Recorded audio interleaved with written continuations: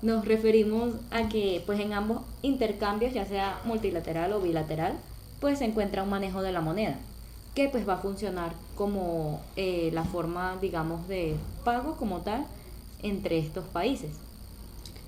Claro, internacionalmente la parte multilateral y bilateral, claro, la primera lleva a cabo esa reducción progresiva, claro está, ¿no? De esas barreras arancelarias que se tienen en los mercados internacionales y aquellas que no son arancelarias a nivel global. Y una institución clave en esta integración económica es la OMC. También tenemos la regional que sabemos que comprenden esa celebración de acuerdos de comercio entre unos números determinados de países o de naciones. Algunos ejemplos de esos como lo pueden ser la CAN, la EFTA, la NAFTA, la Unión Europea, claro. Entonces aquí es donde esos distintos organizaciones o integraciones se integran, repetidamente lo digo, se integran económicamente para que ellos puedan tener una colaboración, aplicación y regulación de normas que puedan facilitar abrir las puertas de ese comercio internacional entre esos países que ya están determinados por esos mismos. Muy bien, entonces podríamos decir que una integración económica multilateral es entre varios países y no solo entre dos. Exactamente, podemos decir que una integración económica multilateral, podemos poner en este caso el que sería la EFTA, en donde entró o en donde ha firmado también Colombia, que está compuesta por Suiza, por Por Liechtenstein, Liechtenstein, por Suiza por y Noruega. Noruega. Actualmente pues se acaba de firmar esta suscripción de Colombia con estos países. Y pero bueno, tenemos como propósito de esta integración económica que recordemos es el salvaguardar la paz y la estabilidad democrática. Esto como, sí, fue como es una especie de solución después de lo que fue la Segunda Guerra Mundial, hablando de lo del GATT. Efectivamente. Entonces, como sabemos, el GATT se creó después de la Segunda Guerra Mundial para que no hubiera otra guerra a gran escala, no hubieran tantas muertes y la paz prevaleciera en el mundo, la cual hoy en día sigue quebrantándose, pero no tan grande como hubo en dicha época. La guerra que nos dio más muertes a nivel mundial, a niveles de toda la historia de la humanidad. Bueno, para continuar, podemos hablar de qué es una integración económica bilateral. ¿Qué nos diría usted, señorita Stephanie, sobre la integración económica bilateral? Pues en este caso ya sería solamente con un solo país, ¿sí?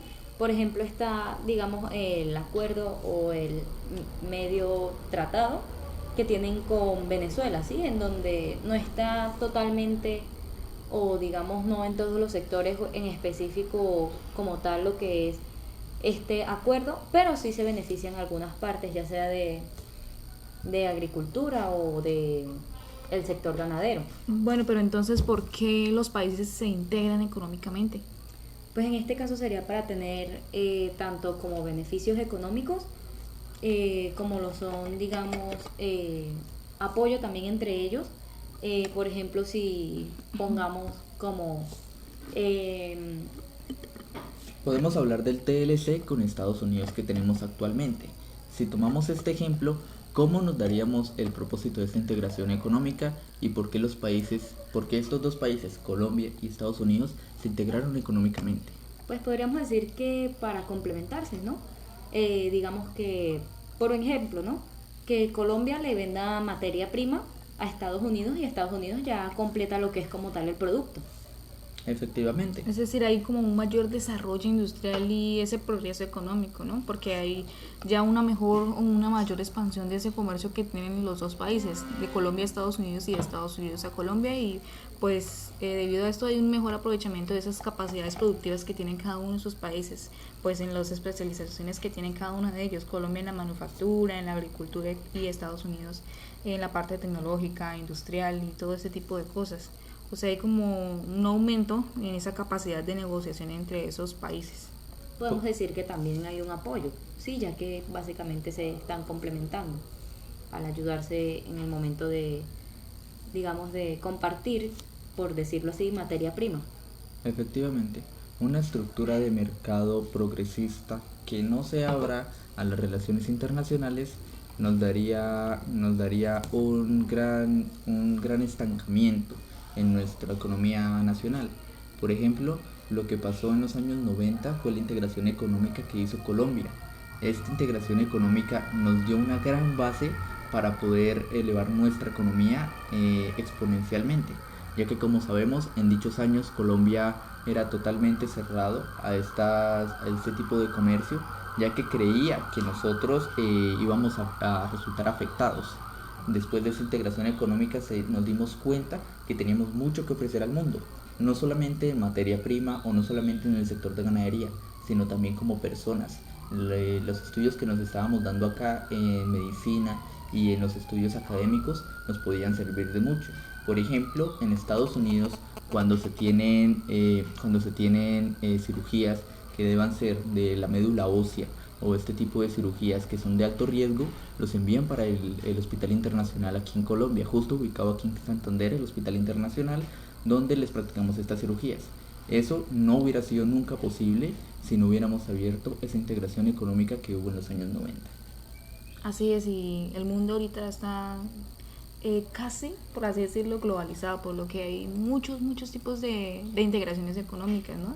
Como lo son las zonas preferenciales comerciales, las zonas de libre comercio, esas uniones aduaneras, el mercado común, la unión económica y lo que ya lo compone todo, la integración total. Efectivamente. Sí, que la integración total sería ya la globalización de todo el mercado. Exacto. Para dar un ejemplo de cada uno, podríamos decir que zonas de preferencias comerciales sería el acuerdo que hizo en su tiempo la Unión Soviética con la Cuba comunista de ese entonces, donde allí se le daba ciertas preferencias comerciales para crear laboratorios o crear campos de investigación cerca de Estados Unidos. El motivo en general no lo vamos a hablar aquí, pero pues podría ser un ejemplo claro. Para una zona de libre comercio, ¿cuál podría ser? Bueno, claramente está que esas ayudas o esas preferencias comerciales se dan por esos impuestos respectivos que tienen esa reducción de esos impuestos de importación o también de exportación, sea el caso del país que sea. Podríamos decir que esos serían para las integraciones económicas solamente bilaterales, ¿verdad? Entre un país y otro y no entre toda una congregación de países. Entonces ya cuando hablamos, que es el siguiente tipo de integración comercial, de esas zonas de libre comercio, son esas zonas que ya están libres de aranceles entre esos países, ¿no? Y ya hablando acerca de lo que son las uniones aduaneras, es ese grado de integración económica en el que los países quitan entre ellos esos derechos de aduanas y establecen un arancel para los terceros países, es decir, como esa fidelidad que se tienen entre ellos. Exacto. Entonces, si hablamos de eso, ¿cómo podríamos definir lo que es un mercado común? Pues básicamente en el mercado común se da lo que es la eliminación también de barreras a lo que es la circulación de los factores productivos, los que son el trabajo, la tierra y el capital, en donde esta libre circulación permite la igualdad de condiciones para cualquiera de los países. Ok, entonces, para un resumen más general de un mercado común, lo podríamos explicar de qué manera. Bueno, entonces un mercado común sería como la zona de integración económica que se da entre dos países para su propio mercado. Por ejemplo, en cuyo caso que Colombia y Venezuela tuvieran una integración en mercado común, podríamos decir que la zona del petróleo y la zona de la ganadería se exportarían o importarían de igual forma en ambos países. Esto dando en cuenta los aranceles y dando en cuenta los impuestos que se deberían pagar el impuesto que se debería pagar a los mercados internacionales. Así es, entonces ya entraríamos en esa disyuntiva de lo que, o sea, de qué es o qué definición nos podría dar los tratados de libre comercio, porque aquí en Colombia contamos con varios tratados de libre comercio que si no somos integrantes de estos tratados, sí, como regiones, también tenemos esas suscripciones, como lo es el EFTA, tenemos una suscripción actualmente con el EFTA, pero ¿qué son esos tratados de libre comercio? Pues básicamente son acuerdos en donde junto con otros países podemos reducir lo que son las barreras al comercio internacional, ¿sí? En donde podríamos reducir lo que son, pues básicamente los aranceles, que son más que todo aquellas barreras más imponentes que tenemos en este ámbito. Lo que hablábamos ahorita, podrían ser Exactamente. regionales o bilaterales, ¿no? Sí, correcto. Entonces, el siguiente paso después del mercado común, ya para casi unir nuestros mercados, sería una unión económica. Este tipo de unión económica podríamos dar un ejemplo de la Unión Europea que hemos estado hablando hoy en día, en la cual representan varios países de la región de Europa Occidental, donde se hizo para eliminar todas sus barreras arancelarias, colocar una moneda común para todos, la cual es el euro, y asimismo actuar como una región independiente, una mega región independiente. Entonces, una unión económica, ¿cómo lo podríamos definir? Pues básicamente eso que has comentado, si estamos hablando de una unión económica, estamos hablando de unificar, digamos, la moneda para una sola región, como pues tú mismo lo has dicho, en este caso la Unión Europea, ¿sí? En donde todos manejan la misma moneda que es el euro, ¿sí? Pero pues no necesariamente el mismo idioma, ya que pues estamos hablando de unión económica, más no Sí, claro. que necesariamente que sea de unión de culturas. Efectivamente. Esto es casi el penúltimo paso para hacer una integración total económicamente. ¿Qué sería una integración total? Normalmente lo podríamos definir como un fenómeno dinámico que consiste en un acercamiento gradual y progresivo de dos economías, con el objetivo último de una completa unión económica, lo que veíamos anteriormente, entendiendo por economía el conjunto de bienes y actividades que integran la riqueza de un conjunto de personas o un individuo. En este caso, una integración total podríamos poner como ejemplo a la antigua Unión Soviética, la cual los países que lo conformaban hacían parte de un solo país en general, donde todo servía por intereses de un mismo gobierno. No se hablaba de diferentes gobiernos, sino de uno solo. En este caso era un gobierno unilateral, el cual todo iba dirigido hacia una cabeza representativa, pero este sería el caso el ejemplo más espectacular de lo que se podría hacer con una integración total. Una unión así de grande podría darnos una nueva visión de lo que es el mundo y de lo que es la internacionalización en estos tiempos.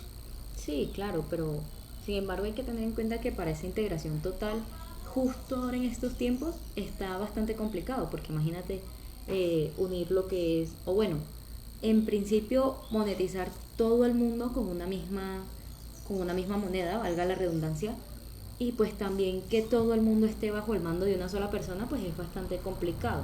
Sin embargo, pues si hablamos también de lo que es la unión económica, si todos los países pudieran manejar o tuvieran la oportunidad de manejar también aquella misma moneda, digamos, del país o sí, del país o de la región principal, pues también se podría llegar a lo que es una integración total de todos los países o bueno, de todo el mundo. Muy bien, entonces tenemos que para resultados y políticas del aprovechamiento del acuerdo comercial tenemos varios acuerdos con los cuales cuenta Colombia actualmente. Entre estos están la Unión Europea, Canadá, la Asociación Europea de Libre Comercio, el AELC o la EFTA, los Estados Unidos, Corea del Sur, Israel, la Alianza del Pacífico, Comunidad Andina, Mercosur, entre otros. Bueno, y así llegamos hasta el final de nuestro podcast. Ha sido realmente muy provechoso, ¿no? Poder compartir este tipo de conceptos y de cosas que son tan relevantes para nosotros como colombianos, como negociadores internacionales, como futuros profesionales en este campo y como ciudadanos de a pie. Yo creo que estos son conceptos que todo colombiano, que toda persona por cultura general o por el simple hecho de saber en dónde estamos parados, de cuál es el contexto que nos rodea en esta época, es importante conocer esto. Entonces, muchas gracias Jeffrey, muchas gracias Stephanie por estar aquí en este programa. Y recuerden, esta es su radio. Hacemos un agradecimiento especial a la profesora Ani Caicedo, la cual es la profesora de Fundamentos Constitucionales y Económicos de la Universidad Santo Tomás, año 2022, para el segundo semestre de la carrera de Negocios Internacionales.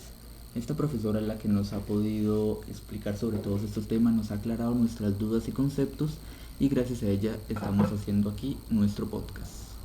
Muchas gracias a todos, muchas gracias a nuestros invitados de hoy, Stephanie Araque, Jessica Arenas, Jeffrey Maldonado, y los esperamos en nuestro siguiente podcast hablando sobre la corrupción.